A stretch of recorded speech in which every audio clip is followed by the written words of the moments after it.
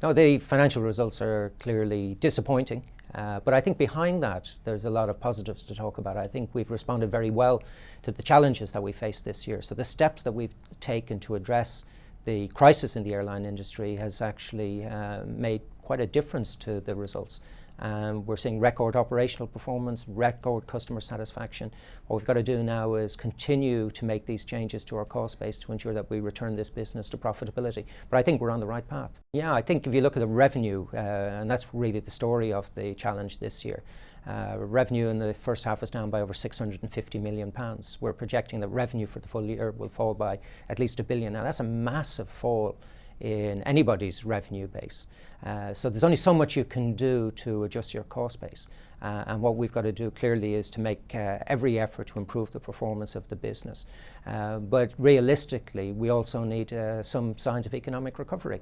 And that's what we've always said. You know, the business is suffering, and all airlines are suffering. The airline industry is suffering because of the very significant downturn in world economies. The trade unions are struggling to come to terms with the nature of this challenge. I think if you look at the language they use, they saw it as a temporary downturn, and they talked about making some temporary change. So they've all accepted, every single member of staff has accepted that change needs to happen. The difference of opinion as to whether this is a temporary issue or whether it's permanent. I'm very clear that this is a permanent change. Temporary changes will not address the long-term challenges that the airline faces. I'm pleased actually with the work that we've done. We've got more work to do.